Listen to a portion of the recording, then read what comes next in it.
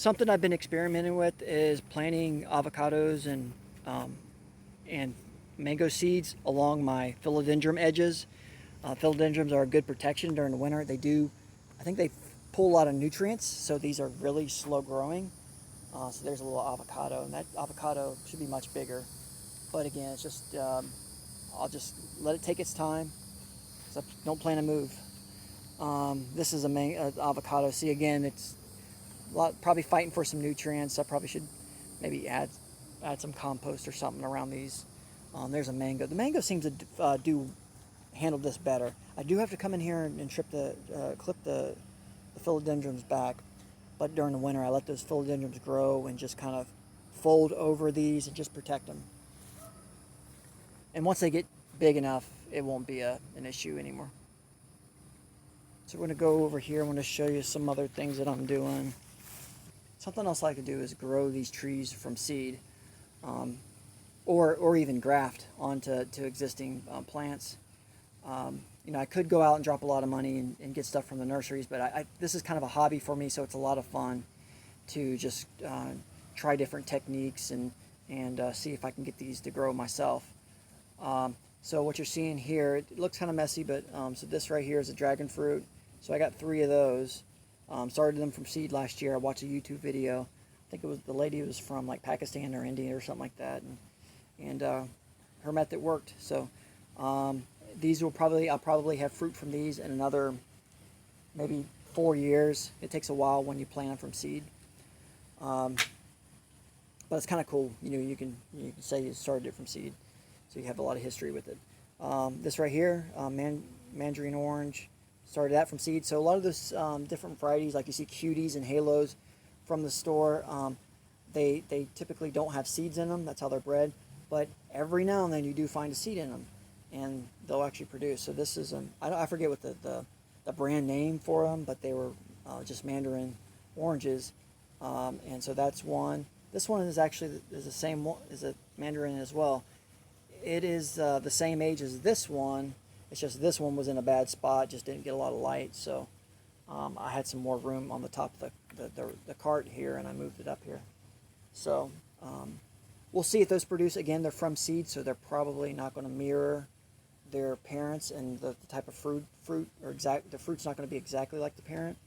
So we'll just see what happens. Also, I have here's a mulberry from my grandma's that she has one on her property, and so I started that. So it's a cutting. Cuttings, you kind of have to keep them in a humid atmosphere. So that's what that dome is for. And actually, I bought this little tree. This is a long end from a gentleman who sells them in front of his house. So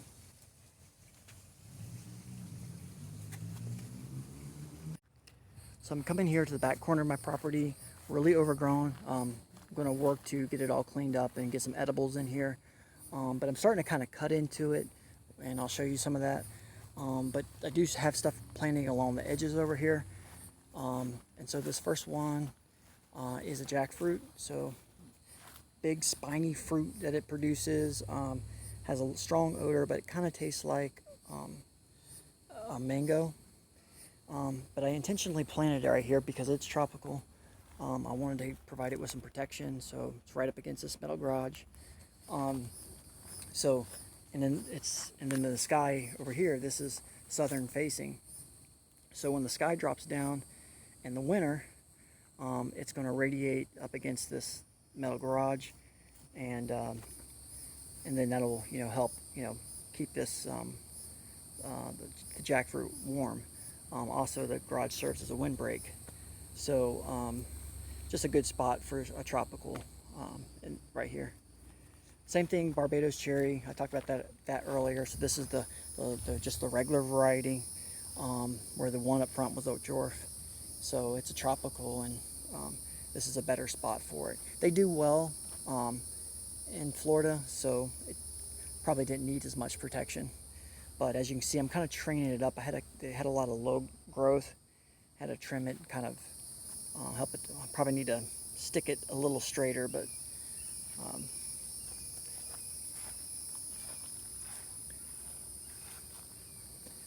This right here is a white echo mulberry. So mulberries seem to do good all over. I remember eating those as a kid in Ohio, but they do really well in Florida too. So yeah, white echo mulberry. So I'll produce a white mulberry. I bought this last October. Is it probably knee high? So these things kind of shoot right up. And then I bought this. This is a Pakistan mulberry.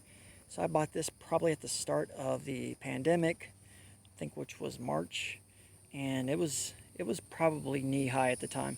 So it's growing pretty well, but and this is kind of a new little area. I'm kind of pushing my way into this overgrowth, and and I recently had to kind of tie this up because it was leaning too much to kind of train it up. So the Pakistan, it'll produce, from what I understand, a larger mulberry. This right here is something I'm proud of. So this is, I call it the Broadway mulberry because it's my own variety. So I was driving down Broadway Avenue, and it was at the time of the year when the mulberry trees were producing. So I wanted to try them. So I pulled over the side of the road and tried them. They were delicious. So these are very easy to start from cuttings. It was like October, I mean not October, it was middle of summer. I took a bunch of cuttings off and I just brought them home. I stuck them in some thick mulch. So with all the rain from during our Florida summer, one of the cuttings took. So this is that one. So this is from a cutting from last year, and this is how much it's grown. You can see how large the trunk is. So looking forward to when this actually produces, because again, these are going to taste just like that parent tree, because it's a clone. So so I know these will be a very good mulberry. Another Japanese plum, thanks to my aunt for giving that to me. She grew it from seed. And yeah, growing it from seed, you never know the variety you're going to get, because this right here is very distinct from the one up front, because it has some very large leaves on it. So, and one thing with Japanese plums from seed, a lot of times they're very good, but sometimes they can be sour as well. The sour is not so bad because you can always make pies and jams out of those. And these two trees here are just some yellow flowering nitrogen fixers. So I wanted to bring those in for just some color, and then they're nitrogen fixers. So as they grow too large, I'll prune them up and just mulch them in as a nitrogen fixer. This right here is a Fuyu persimmon. It's doing all right. It recovered. One thing for persimmons, the leaves just suddenly fall off, and for Florida, that's we're not used to that. So when the leaves fell off, I thought this thing was dead, and then sure enough, I think it was maybe April, or I can't remember, but the leaves suddenly, the new growth suddenly came out. So yeah, so I'm not used to that because I've been in Florida so long. But so if you have that, you have a Fuyu persimmon in Florida, and you see all the leaves off and just thing looks dead, don't worry, it'll come back. Now, so when I planted this, they don't need mulch or compost or anything like that. They're supposed to just put them in the ground. But I did put compost down, and so this papaya shot out. So I figured, hey, maybe they'll be good companion plants. So this papaya is rocking and rolling here, but the only thing is I've just, some of them get like maggots in them, and so you know you're not going to accidentally eat them, because you know when they're in there, because they just go in and they just make a mess inside the fruit. But you can eat these green. You can make cook them like squash. I'd prefer to eat them sweet though. They're not like super sugary, but they're okay. They're pretty decent, and they're healthy for you. It doesn't seem to be hurting the persimmon, so I'll just leave it here. And then I threw another Napoleon cactus down there. Over here, so these are the wild lemons that I had grown on the property. And so they're really good producers. As you can see, there's some fruit there. And then this one thing about wild lemons is that they'll grow super tall and they'll produce a lot of fruit.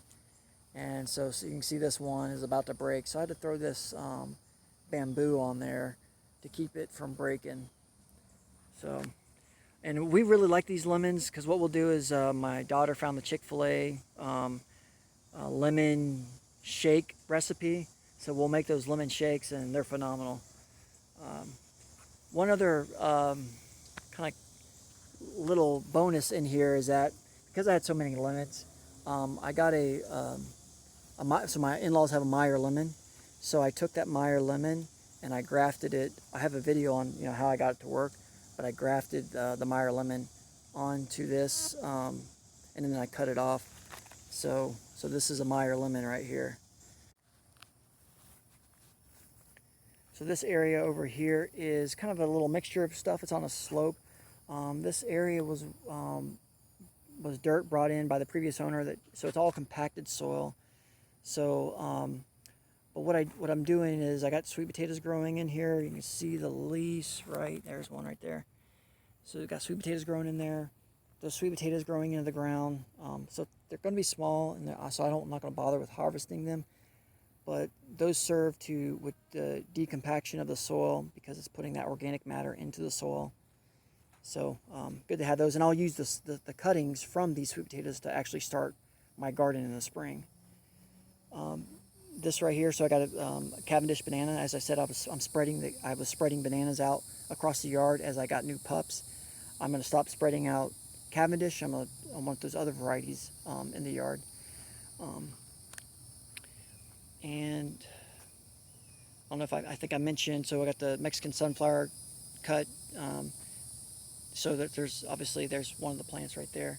So I got that down to provide that fertilization, provide a mulch layer. Not only that, but also holds moisture as well because it's sloped here. So I want to build up the mulch layer here. I'll probably put some wood chips in this area. This right here, if you see it in your yard, do not eat it. It's poisonous. This is a Quercus jatropha. I think that's the proper name for it. That's the scientific name. One happens to be a mutant, so it's not poisonous. If I was to take one of the nuts from this and I was to plant it, it would produce a tree that produced a poisonous nut. So I told my wife if she ever sees me out here, in the yard laying down, seizuring, it's probably because this actually was a poisonous variety. This right here is a type of pepper that's a perennial. It'll just keep growing, and it just keeps producing. I picked one yesterday. I probably should have left it on there so you could see it. But it's a little pepper. The flesh, it's red. The flesh is not as thick as like a bell pepper, but because these will just keep on growing and keep on producing, you can just grow a bunch of them and have as much as what a bell pepper would provide. They're good tasting. They're not hot at all. So you can see. Maybe you can look it up for yourself. Another Nepal cactus. This right here is my Japota. It produces a fruit on its that grows right off the trunk, and I guess it's supposed to taste like a Concord grape. But this one, wasn't sure if this was the best spot for it, but like on the slope. But I put it here because my understanding is that it likes to it doesn't really like wet feet, so I want to put it somewhere where it wasn't going to be sitting in like a puddle of water. And it's got this new growth on it. See that new growth there. So it's over a year old, or I've had it here over a year. It takes a long time for it to actually produce fruit, but and I've never tasted one, so I'm just gonna have to wait patiently. So over here is my Jamaican cherry, or a strawberry tree. The reason they call it a strawberry tree is because it produces a flower that looks like a strawberry. I don't see any on there. Now this thing was probably, I don't know, knee high when I bought it, like probably less than a year ago. And so this is a softwood and it grows really fast. It produced, I think, starting in May, into May, it started producing the Jamaican cherries for me. And then they're pretty good. They got a thick flesh on them, but the inside, or if they got a thick skin on them, but the inside of them has a nice kind of a watermelon-y type pulp. It's pretty good.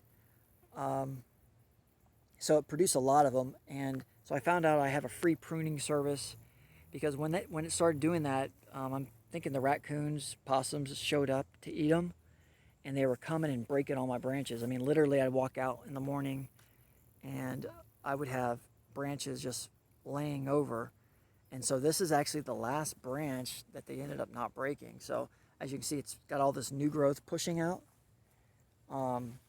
So I suspect it's probably going to happen every year, you know, as this thing starts to produce. Actually, there's one right there that's ready to go. Go ahead and get it.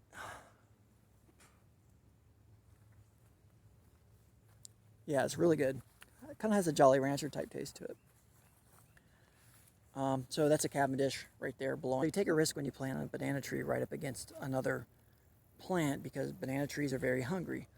But my understanding was that Jamaican cherries were very vigorous growers. So I figured, hey, there's, you know, I could just kind of keep it at bay if I just planted a banana tree. So I think it's a good combo right there, growing those together. Let's walk over here to where I got peach tree and some other stuff. We do have a garden. So in the summertime, you know, you're in Florida, so you're limited on what you can grow. So we got the sweet potatoes growing. These are okra, and the okra have just been, I mean, they've just been pushing out the okra, which is not good for me. My wife and my kids like them. My wife loves them. I don't, but she's been having to freeze a lot of these because they're heavy producers. Been doing really good. Some friends gave us some cassava plants. So this will be our first time growing those, and they're doing really good. Those are tall plants there. They produce a starchy root. And then it's kind of overgrown. I haven't been in here taking care of it. It's just this garden's been kind of doing its own thing. I do have pigeon peas in there. Kind of hard to, that's the tall things right there. Maybe you can make them out amongst all the weeds. But they seem to be doing good too. Back there you see the poles. We had green beans. Green beans kind of fizzle out once you get in the summertime. So over here I had the discovery, so more wild citrus on the property. I was trying to graft other type of citrus onto this, but I'm glad those citrus didn't take, because I think these are probably tangerines, wild tangerines. It's just the way they look. And so there's some very good tasting wild tangerines in Florida. I've actually found them while out hunting. And so look at that right there. So I think that's a tangerine. This thing can never focus, but so kind of a nice little blessing there. Just I didn't have to plant these, they're already there. Okay, so I'll move on over here. So got a couple things going around the chicken coop.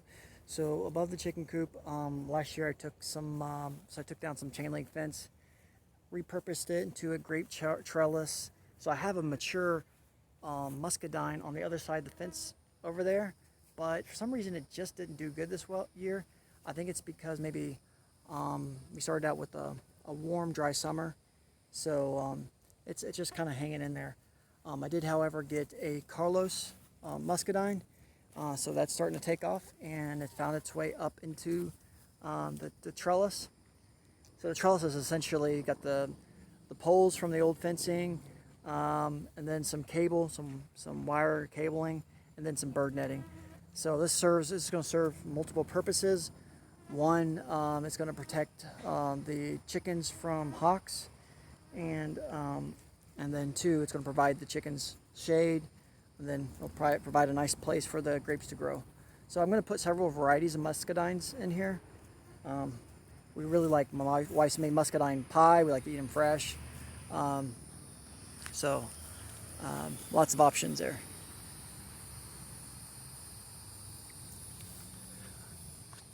And then on out here, so this right here is my chicken pasture. So they are not always allowed in here because they'll just turn it into a sandy lot. So I just let them kind of pulse out here to get some greens every now and then. So that there is moringa. So moringa is supposed to be that they call it like the miracle plant because it has a lot of vitamins and nutrients in it. It has a bean apparently that you can eat.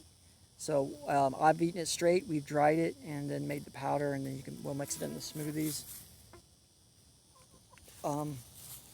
Over here I got another Cavendish banana. So again, I've spread the Cavendish all over before I knew that, hey, there's better varieties out there.